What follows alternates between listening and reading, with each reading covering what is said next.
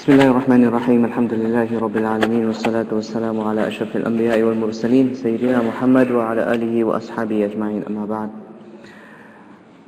Respected Asatiza Ikram, honorable elders and friends, brothers and sisters in Islam, we begin by praising Allah subhanahu wa ta'ala for His numerous blessings and favors upon us.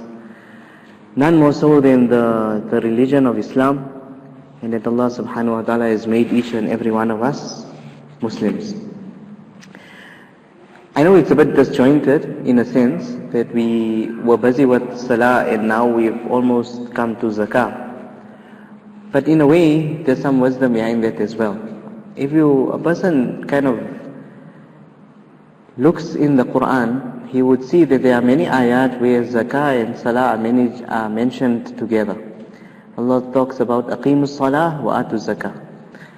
And that is a common theme in the Quran Kareem. Similarly, what is important for us to understand when it comes to our faith and our religion, as we've probably learned over the last few days as well, over yesterday and today, is that Islam is not, or it doesn't exist in silos, We have Salah is on its own, and then Zakah is on its own, and fasting is on its own. Rather, our Sharia is complete. And there are certain injunctions in there that are interchangeable between the various commands. So from the point of view where I sit, having to present to you on Zakah, we need to understand that as important as our Aqeedah is, and our faith and our belief structure that we discussed yesterday, as important as our devotional acts of worship like Salah is, that we've been discussing, as important as our Sawm and fasting is, as a pillar of our deen, it is simply a devotional act. Besides that, there are a whole lot of other things that make up Sharia. Ulama divide it in at least 5. Our faith, our devotional acts, and then our social interaction with people, our muashara they refer to it, our akhlaq, our character. That is a very important proponent of deen. Ulama explained to us that as much as 70% of being a good Muslim is down to his akhlaq and his character. Not harboring ill feelings against anyone, not being malicious, not committing any form of backbiting, etc. And that's a discussion on its own. From where I sit, the financial affairs of a person is as important. It is no less important than your Salah. It is no less important than your faith. It is no less important than your akhlaq. If a person's financial affairs are not in order, he may sit in the front saf of this masjid, but his deen is incomplete. He will appear before Allah subhanahu wa ta'ala with an incomplete deen and an incomplete faith system. So I think that's the preamble of our discussion. As important as your Salah is, your financial affairs need to be conducted in a Sharia compliant manner as well. And then when we come to your financial affairs, there's various parts to it. One is how you do trade and business, you earn your living. One is how you spend on your family in terms of your maintenance, etc. Right? One is your charity. And charity is a very important part. What is regarded as a charitable endeavor in deen? What kind of charities exist? What charities are compulsory on me, which ones are voluntary? So from there we have Zakah, which is obviously the one that's involuntary, which is a pillar of our deen. A person does not have a choice or discretion about whether he wants to discharge it or not, if he qualifies. And then we have the others, which are also charitable institutions, but a person has a level of discretion in them. Lillah, donating money to a good cause, public welfare, to the masjid, to the construction of some public welfare project. Similarly, opening a waqf or starting a waqf where people can benefit in perpetuity.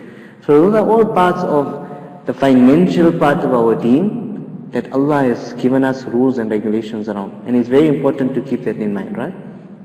So even though our topic is on zakah necessarily, there's other parts of our financial affairs that are also regulated and governed by Islam and prophetic teachings. Okay. So zakah in a nutshell is simply the giving of a certain or specified amount of our money, right,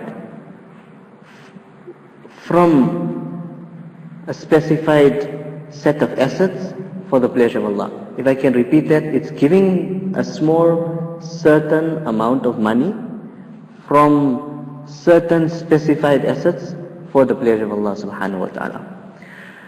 As you can see on the slide behind me, there's virtues and admonitions related to the discharge of zakah, and obviously a person falling foul and not discharging it as it should be. I don't think for purposes of our discussion here we need to go into much detail. Suffice to say that your deen is incomplete, the admonitions are severe. A person who does not discharge his zakat regularly has been threatened in the Quran Kareem with having that wealth melted into molten form and being branded with it on the day of Qiyamah. And in Jahannam perpetually, until he is obviously compensated for that sin and will be admitted into Jannah. If a person refutes the need for zakah, he is regarded as a kafir and out of the fold of Islam. So the admonitions of refusing to pay, the admonition, are quite serious. On the other hand, the virtues, besides what is mentioned on the slide, is that a person would receive it manifold. Allah subhanahu wa ta'ala says, وَمَا أَتَيْتُم مِّن رِبًا لِيَرْبُوَ فِي أَمْوَالِ النَّاسِ فَلَا يَرْبُوَ عِنْدَ اللَّهِ. That which you give from riba and supposedly increases your money, it does not. وَمَا أَتَيْتُم مِّن زَكَاةٍ تُرِيدُونَ وَجْهَ اللَّهِ فَأُولَٰئِكَ هُمُ الْمُضْعِفُونَ. And that which you give from zakah, Allah subhanahu wa ta'ala is the one that increases that manifold.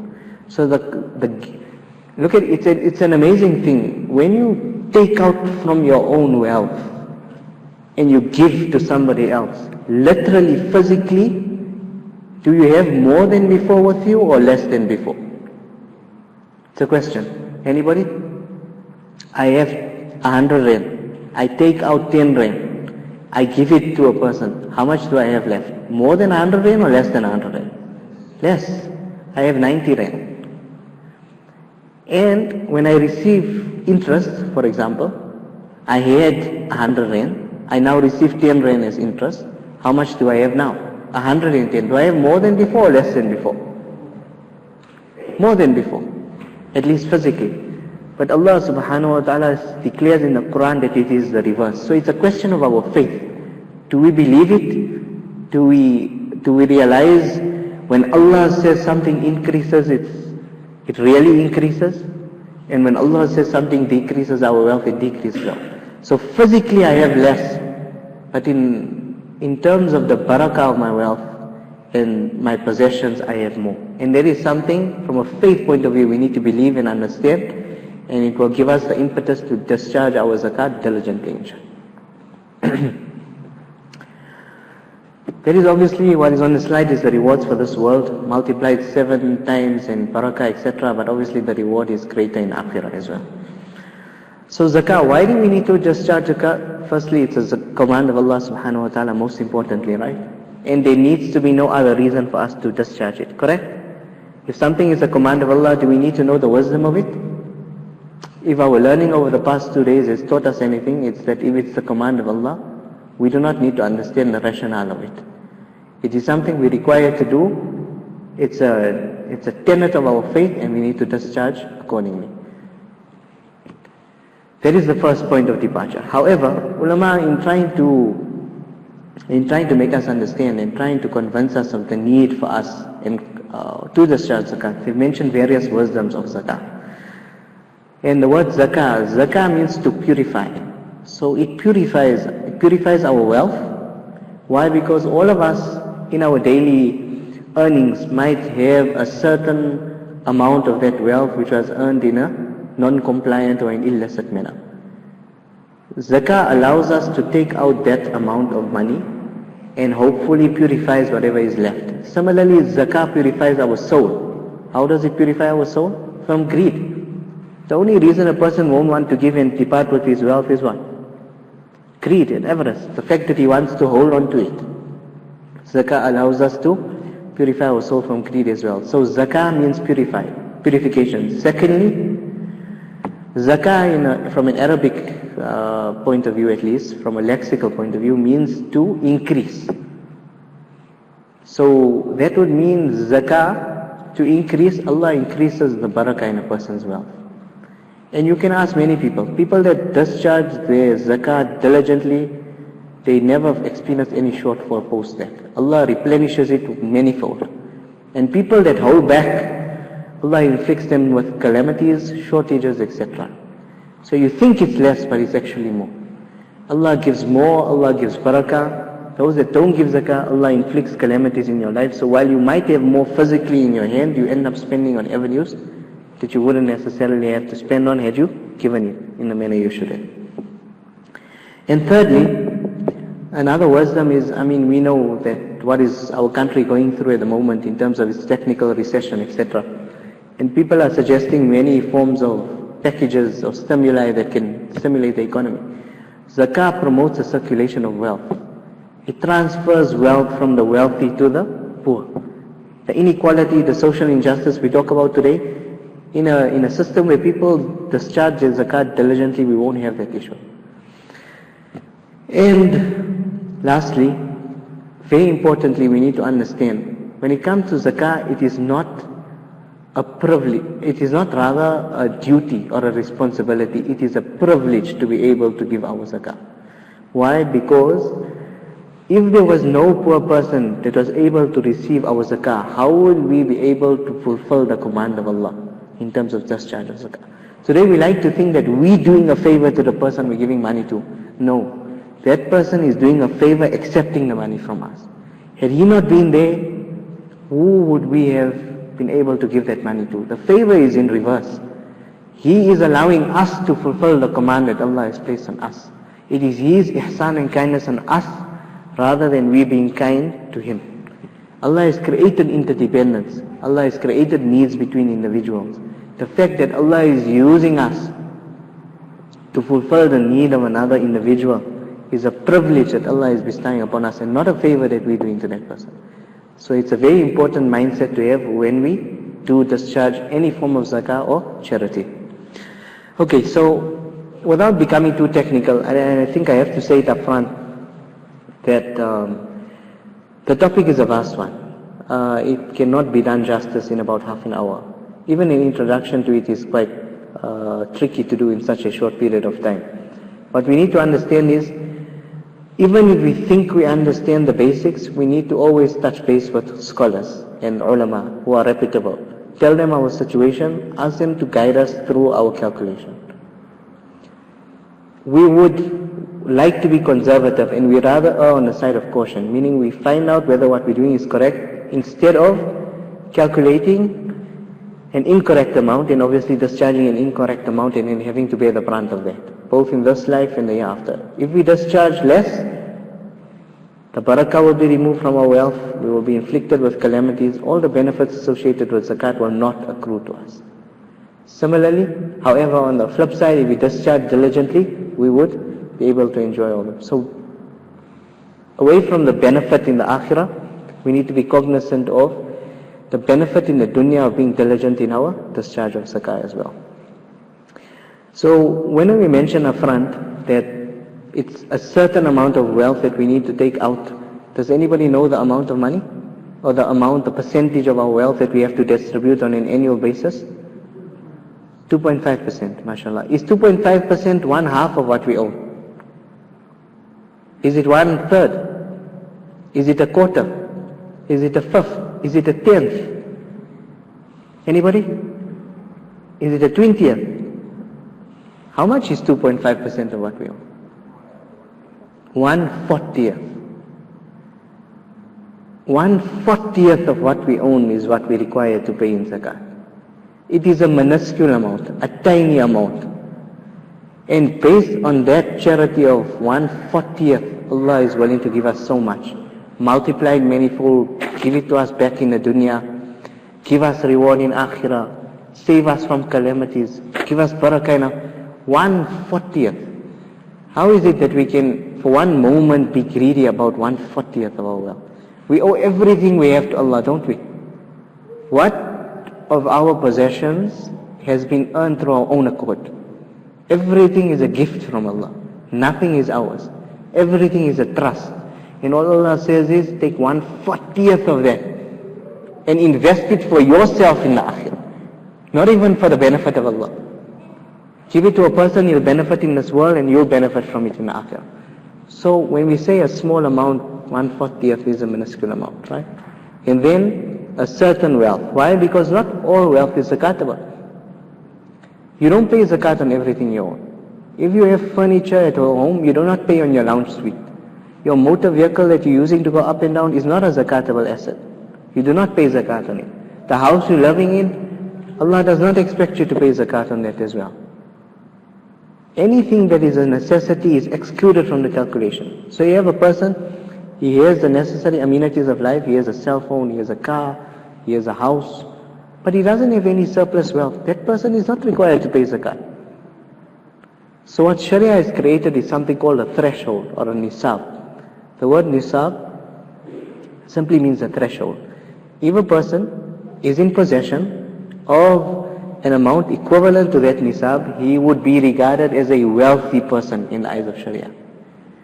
And if he is a wealthy person in the eyes of Sharia, he would need to pay zakat. That amount, as per Friday, was 4,665 rand. So what does the world regard you to be as a wealthy person, and what does Sharia regard you to be a wealthy person? It shows you that if you have surplus wealth up to this amount of money, you are a person that is wealthy in a Sharia point of view. And accordingly you need to take out zakat. Right? And so the most important thing is surplus wealth, and secondly, up to and equal to this amount. So this amount is calculated and updated on a daily basis. It's based on the value of gold and silver, which obviously is based on the exchange. So the rand amount of that, or the equivalent rand amount of it, is at the current time is about 4,665 rand. Right? Okay. Secondly, this is a lunar calculation. It is not a solar calculation. Meaning we need to calculate whether we have this amount of money every year from a lunar point of view. From an Islamic calendar point of view. Why? If we use the solar calendar, what will happen? Every 30 years, we will miss one zakah year. Think about it. Every lunar year is 10 days shorter than the solar calendar, isn't it? So 10 times 30 means 300 days. 300 days is a full year. If a person lives up to the age of 60 and he uses the solar calendar to calculate his zakah, he will miss 2 years of zakah. And that will be outstanding for him in the akhirah. And none of us want that. So this is a lunar calculation, number one. We find one Islamic date in the lunar calendar, and that will be. And now regarding that Islamic date, how much of it is a choice and how much of it is not a choice? So those of us that are reverts, alhamdulillah, and have recently come into the fold, the first day that you became a believer, you need to see whether you have that amount of money in your possession. And then you monitor from 1 year up to that point. For the rest of us that are Muslims from before, we would need to use the day we became baligh on. The day I became, it's not about choosing a date. I want it to be the first of Ramadan. We don't have that discretion. It's about the day I became baligh, whatever Islamic date it was. Go backwards, try and find it out, inshallah. Even closest that we can get to it. We look whether we had the money on that day or not, and then we monitor. Say we had it, then the next day, the next lunar year after that, the same Islamic date in the next year would be our date that we now eligible to pay zakat or liable to pay zakat. Say we did not have that amount of money, then we look at the day where we actually came into possession of that amount of money and then use that as the benchmark going forward on an annual basis. So it could be Ramadan, it could be Zul Hijjah, it could be Muharram, it could be Rajab. We need to be diligent in that, and we need to use the same Islamic date every year. What do? We don't worry about what happens in the middle of the year. We look at that date, let's call it the 1st of Sha'ban. We look at the 1st of Sha'ban every year. How much do I have on the 1st of Sha'ban? Irrespective of whether I had less than 5,000 in a year or not, doesn't matter. Do I have 5,000 on the 1st of Sha'ban? Do I have it on the next year on the 1st of Sha'ban? I now need to pay zakat on it. Very important misconception. You do not need to be in possession of all your wealth for 1 year to pay zakat. If you have money that came in the day before the 1st of Sha'ban, you will pay zakat on it. That yearly benchmark is only to see whether you're liable to pay or not whether you had an asset for a year or not. I repeat, the yearly calculation is to see whether you were eligible to pay zakat or not, liable to pay zakat or not, and not whether you had that possession for you. So if you had 100 rand on that day, and then come the next year, you have, whether you have that same 100 rand or not, you spent it, doesn't matter. It's about whether you have the threshold. If you have wealth equivalent to that amount of money, you will have to pay zakat. I hope that's clear, inshallah. And then you continue in this manner until you either have a zero balance, meaning you lose everything, or you go into negative, meaning you have more debts than assets. Right? And then you restart. Won't you restart? The minute you become positive again, you now wait for yourself to get that amount of wealth which is equivalent to the nisab, and then you start your calculation again. It's almost as if you're reborn. Right? So that's about the nisab, right?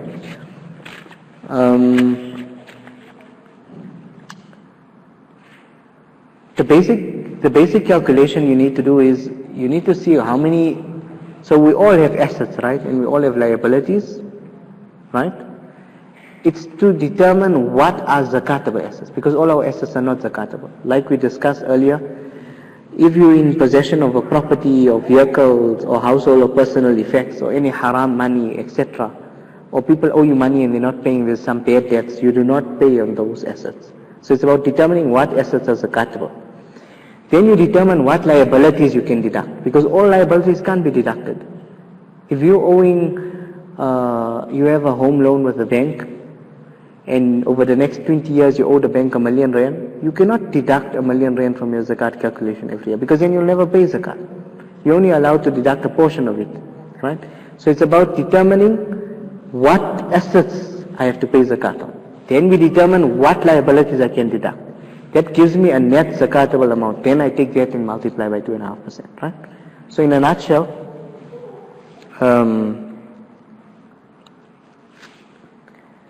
there's some assets there that I mentioned, right? Money in any form, right? Whether it be in the form of currency, whether petty cash in our shop, whether in our bank account, whether in our wallet, right? Money